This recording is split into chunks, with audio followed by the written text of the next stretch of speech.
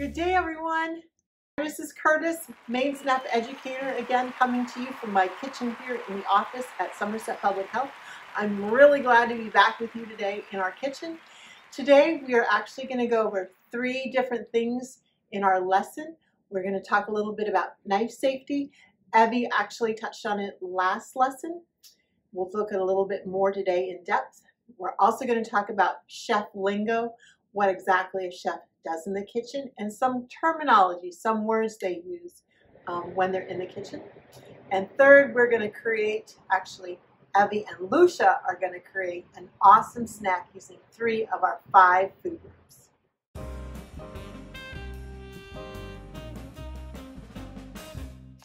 All right, so here I have about 3 basic knives that I keep on hand in my kitchen. I have a chef's knife, a utility knife, and a paring knife. And you can see that they're all different sizes. I'll slide this one out. So this one's the smallest one of all. And my chef's knife, the biggest one, this kind of can tackle any job that I have, from cutting up a whole chicken to maybe cutting up some carrots. This one here is my utility knife, and it can do smaller jobs, and my paring knife does probably the smallest jobs possible. I can take skins off of apples or potatoes instead of using a potato peeler.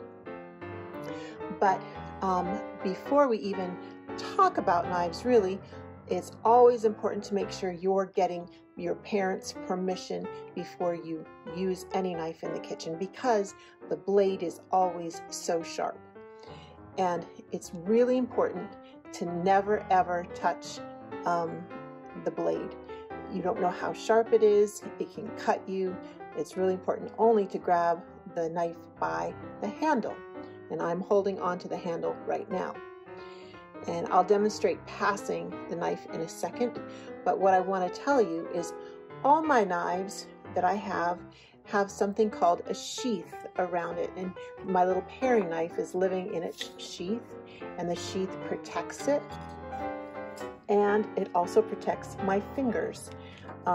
So if I reach into the drawer to pull out a knife, I know I'm not ever going to be cut because my knives live inside of their sheath.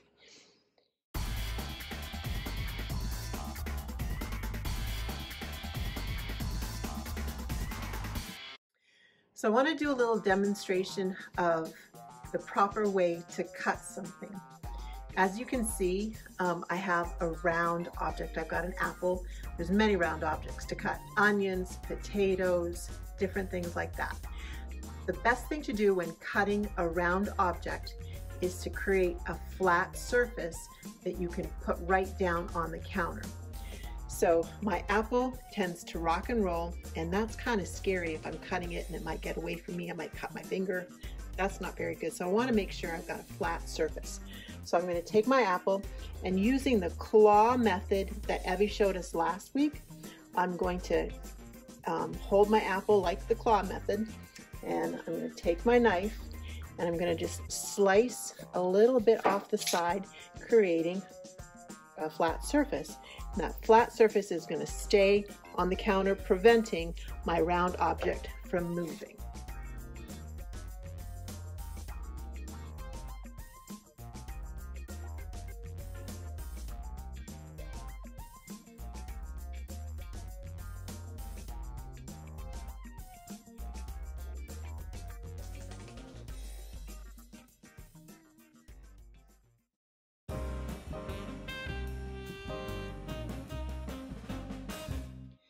So here I've been chopping up my apple, and I wanted to show you 3 different kinds of cutting formation with a knife. So the first one here I have is a big rough cut, and this is called chopped. So I would use chopped fruit or vegetables, maybe in, what do you think? Stews, fruit salad, things like that.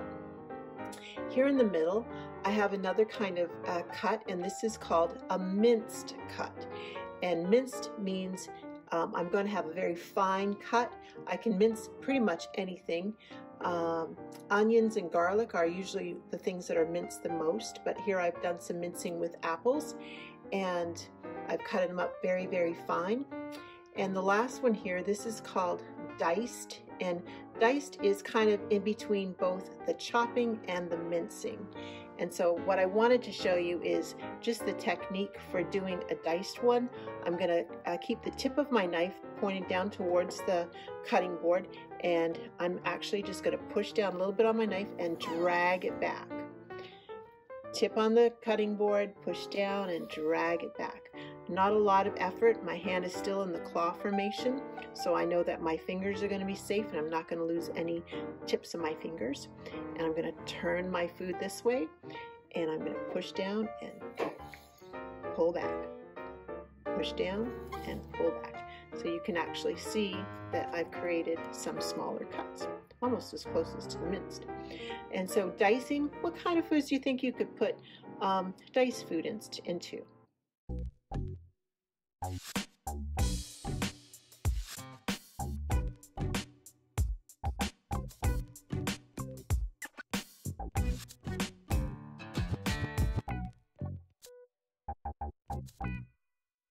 So sometimes when we're busy working in the kitchen, somebody has joined us and they need to borrow a knife from us. So if I have a knife at my station, would I ever grab the knife by the blade, or would I grab it by the handle to pass to them? You're right, I would always grab the knife by the handle. And when I'm passing it, should I give them the blade, or would I turn the handle and give it towards them that way? Correct. I would turn it this way and hand it to them. Never by the blade. If my knife happens to fall on the ground, should I reach out and grab it, or should I let it fall? Right, let it fall. And here's an extra tip. Jump back. You don't want to stab your toes in any which way.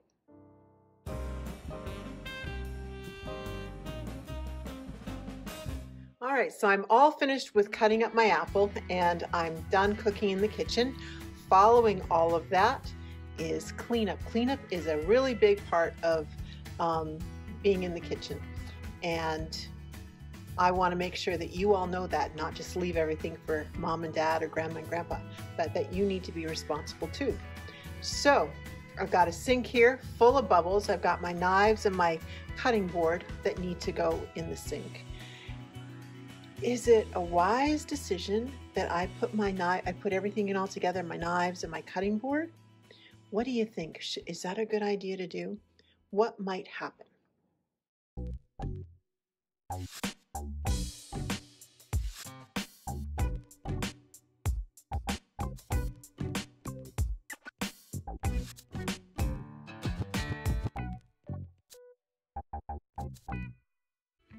All right, you're correct. I should never wash everything all together. I need to wash them separately so that I know where my knife is at all times. If I don't, I could run the risk of getting my fingers cut.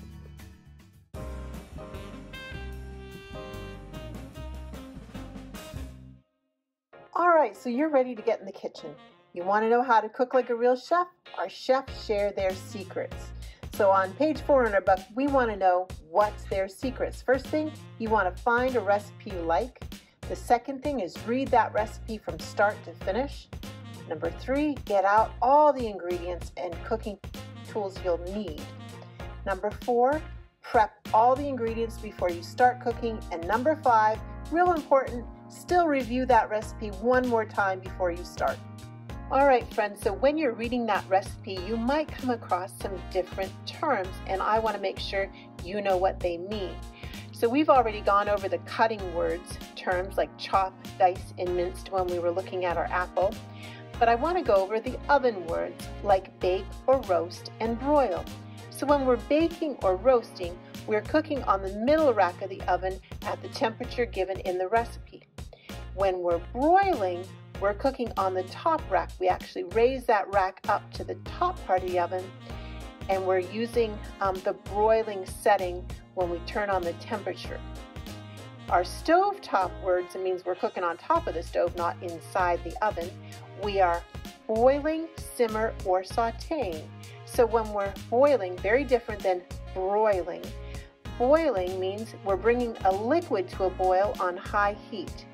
And you know that it's boiling when those big bubbles pop quickly. Do you ever stick your hand in hot boiling water? Next word is simmer. So we want to let our food cook slowly in liquid at a low temperature. You might see some small bubbles appearing on the top of that. That food that's cooking slowly in that liquid has already been brought to a boil, and we've actually turned down that temperature. So that's why you still may see some small bubbles that are very, very hot. Saute. So here we want to heat a small amount of oil in some kind of saute pan or fry pan, and we add our food and we cook it just until it's tender. Kind of like stir fry. That would be a great way to saute some vegetables.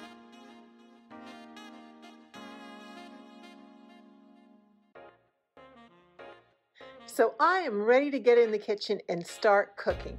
What I've done is I've gone over my recipe, and my recipe today is a white bean basil chicken chili.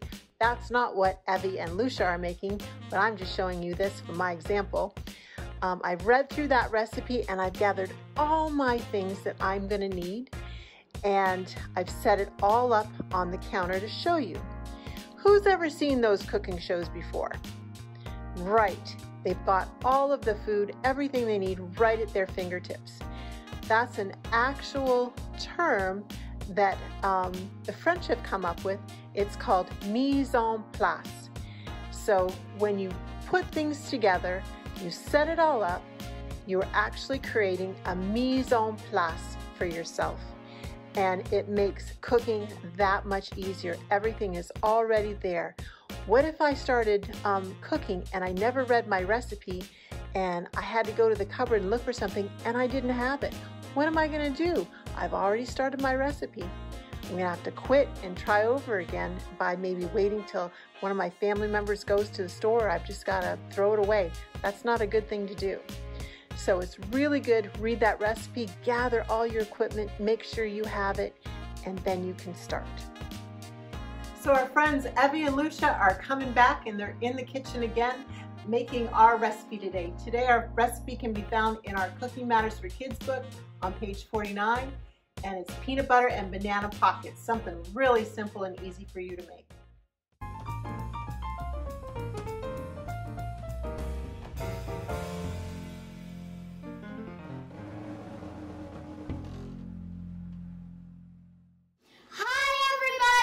It's Evelyn and Lucia, and today we're making peanut butter banana pockets. They're super healthy and super easy.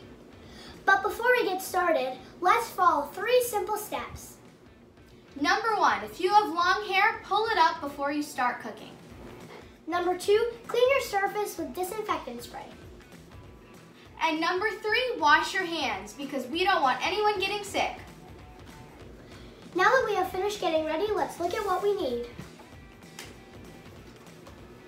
For our ingredients, we'll need 3 ripe bananas, 3 tablespoons creamy peanut butter, 1 1/2 teaspoons of honey, 1/4 teaspoon ground cinnamon, 4 whole wheat flour tortillas, and non-stick cooking spray. For our materials, we will need a large skillet, measuring spoons, rubber spatula, sharp knife, and a small bowl.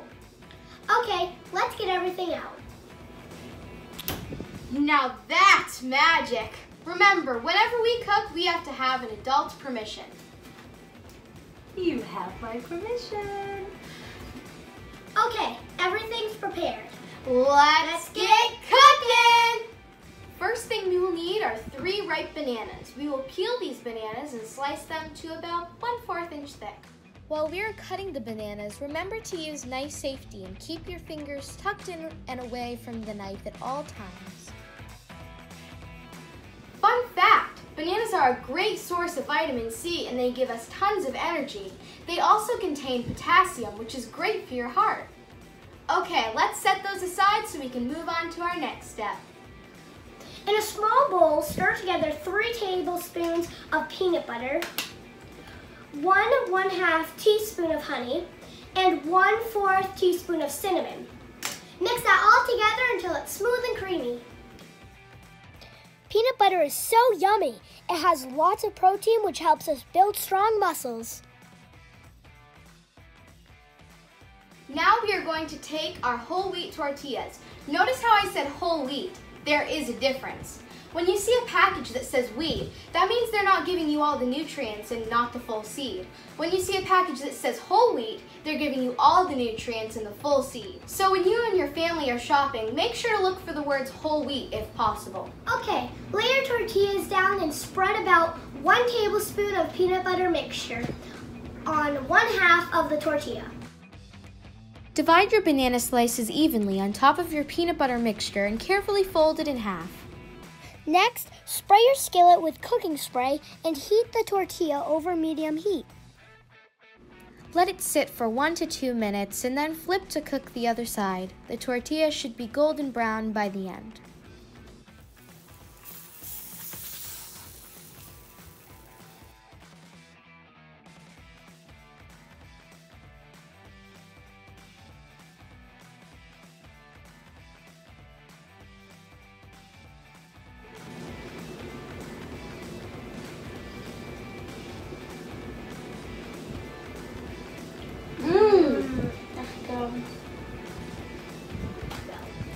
Until next time, stay safe and healthy.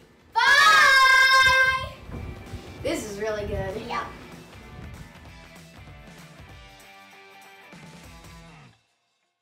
That looked really yummy, Evie and Lucia. Great job.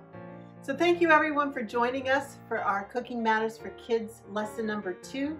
Remember how important it is to try to get in as many food groups as you can into your snacks or your meals. And right behind me, I've got my plate. So remember to always try to make half your plate fruits and veggies, and try to get whole grains when you're having grain, making half your grains whole, because that's really important, makes you really strong. And your protein, mix that up. Try a little bit of beans, nuts, and seeds as opposed to just having meat. And for your dairy, it's really good to choose low fat or fat free. So have a great week, everyone. We'll see you again.